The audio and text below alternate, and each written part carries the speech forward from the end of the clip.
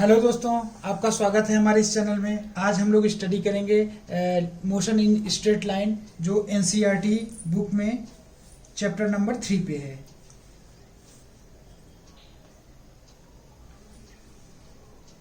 Okay, सो हम लोग आज डिस्कस करते हैं कि इसमें क्या क्या जो है इसके बारे में हम लोग क्या क्या स्टडी करेंगे। ओके, तो फर्स्ट इंट्रोडक्शन हम करते हैं कि मोशन क्या है, उसके बारे में हम लोग स्टडी करेंगे। उसके बाद फिर पाथ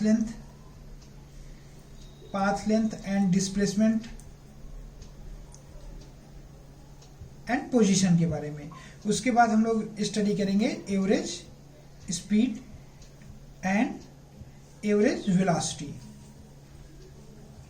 वेलोसिटी के बारे में। ओके बच्चों, सो हम लोग डायरेक्ट स्टडी करते हैं। पहले तो इंट्रोडक्शन के बारे में, what is motion in straight line.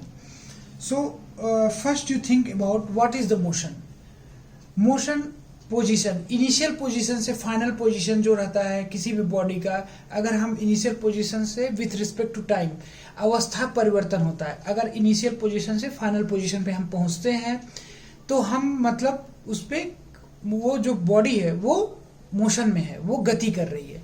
तो अवस्था परिवर्तन with respect to time, that is called motion. एक हम एग्जांपल से आपको बताना चाहते हैं कि आखिर में ये क्या है। फॉर एग्जांपल, आप घर से स्कूल के लिए निकले। ओके, 8 AM पे स्कूल है। सो आप स्कूल से घर से स्कूल के लिए निकले आप, ठीक है।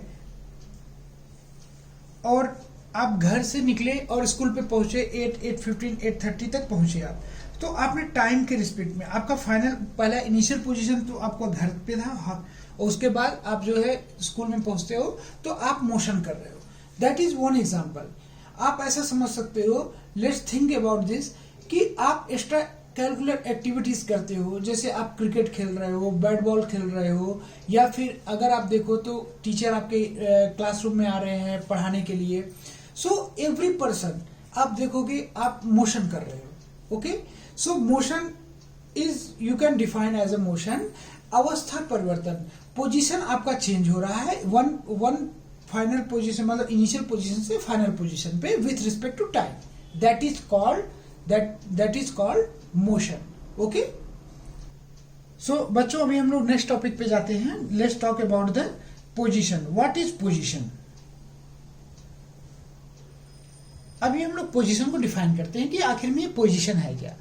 पोजीशन को डिफाइन करने के लिए first we just think about what is coordinate. So ये हमारा कोऑर्डिनेट है, ओरिजिन पॉइंट है। हम इसको x मानते हैं, इसको y मानते हैं, इसको z मानते हैं। ओके, सो हम किसी भी पोजीशन, किसी भी बॉडी को हम किसी भी रेफरेंस पॉइंट के अकॉर्डिंग जब हम उसको डिनोट करते हैं, उसको हम x y z मतलब कि हम मान लो 2 3 और 4 ऐसे हमने इसको डिनोट किया। So with respect to origin, यहाँ पे जहां पे भी ये बॉडी आती है वो हम इसको डिफाइन करेंगे कि ये हमारा पोजीशन है। तो इसको 2 3 एंड 4 इसको हमने डिफाइन किया। इसको आप ऐसे समझ सकते हो कि एक्स वाई और जेड प्लेन है। ओके, सो अगर आप इसको, मैं एक बार और आपको समझाने की कोशिश करता हूं कि अगर आप ऐसा देखो कि एक ब्लॉक है, 3D ब्लॉक है, आप इसको देखो, जेड डायरेक्शन को देखो आप ध्यान से। Okay, so let's think about, this is our x, this is x, okay, and this is y and this is z. ये जेड पोजीशन, ये हमारा रेफरेंस है। Okay, reference. So if you are sitting here, अगर आप ये इसको मान लो कि एक कमरा है और आप यहाँ पे बैठे हो। ओके, सो यहाँ पे आपका जो पोजीशन है वो आपको डिफाइन करेगा कि आपका लोकेशन कहाँ पे है। ओके, तो अगर हम इसको एक्स वाई जेड के रेफरेंस में डिफाइन करेंगे, that is called your position. आपका वो हम पोजीशन को डिफाइन करेगा।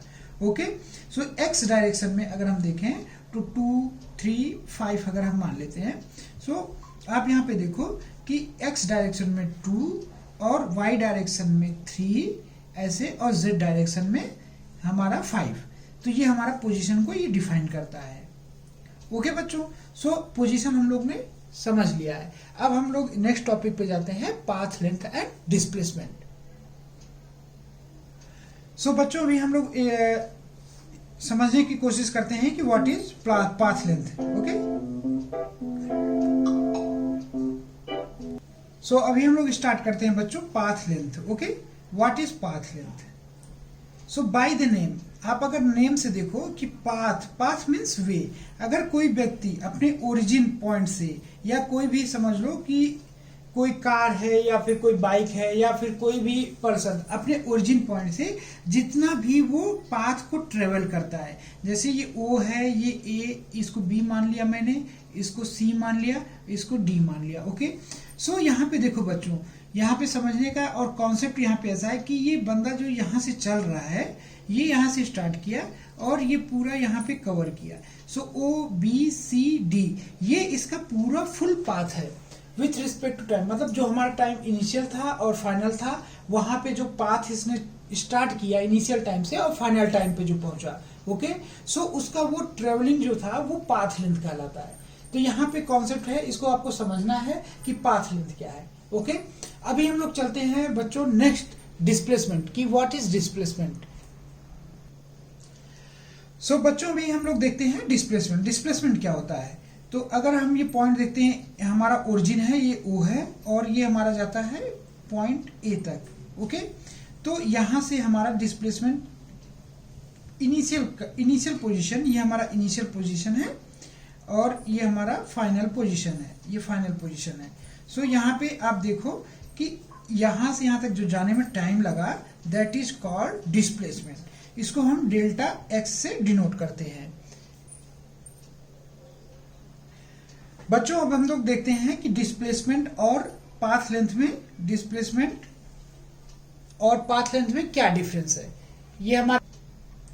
सो बच्चों अभी हम लोग समझने की कोशिश करेंगे what is the difference between displacement and path length. Okay, so we are I am just giving one example how you can differentiate between displacement and path length. Okay, so now see, ये हमारा origin point है, ओ है। Okay, और यहां से ये हम जाते हैं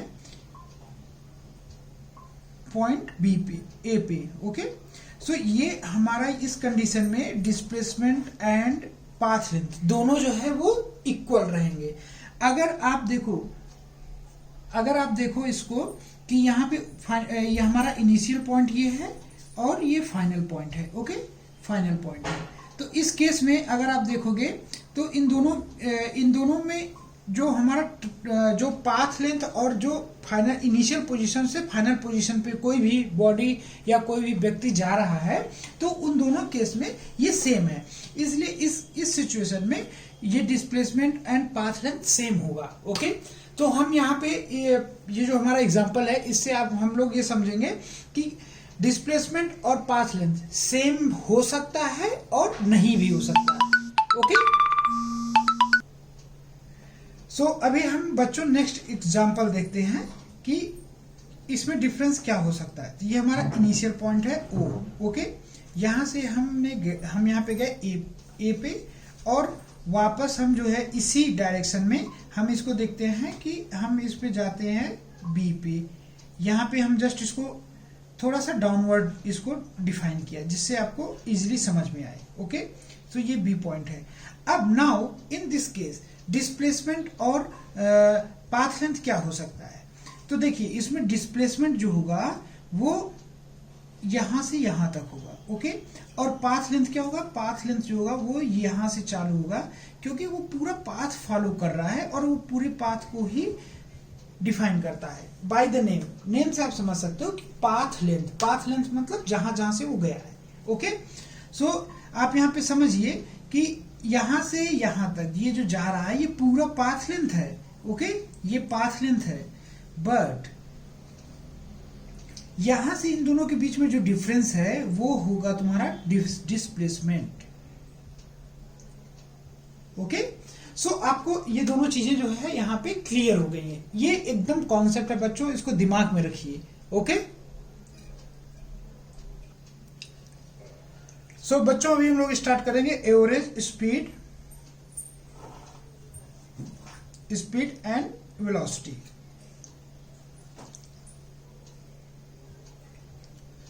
सो बच्चों एवरेज वेलोसिटी को पहले हम डिफाइन करते हैं। ये होता है हमारा v bar equal to delta x upon delta t, time interval. और ये जो डेल्टा x होता है ये डिस्प्लेसमेंट होता है बच्चों, ये आपको ध्यान रखना है। ओके, ये आप रिमेंबर कर लीजिए कि ये जो डिस्प्लेसमेंट है, डेल्टा x जो होता है वो डिस्प्लेसमेंट होता है। अब हम लोग जाते हैं एवरेज वेलोसिटी पे। एवरेज स्पीड, तो बच्चों आप अगर एवरेज स्पीड को देखोगे तो ये होता है टोटल पाथ लेंथ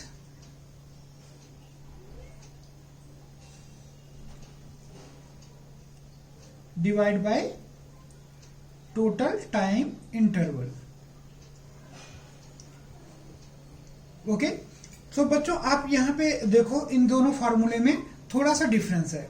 उसमें हम लोग जो एवरेज वेलोसिटी पे हम लोग जो है डेल्टा एक्स जो है लेते थे, और यहाँ पे हम लोग लेते हैं टोटल पाथ लेंथ। और अभी हम लोग इन दोनों के बीच में डिफरेंस को समझा है।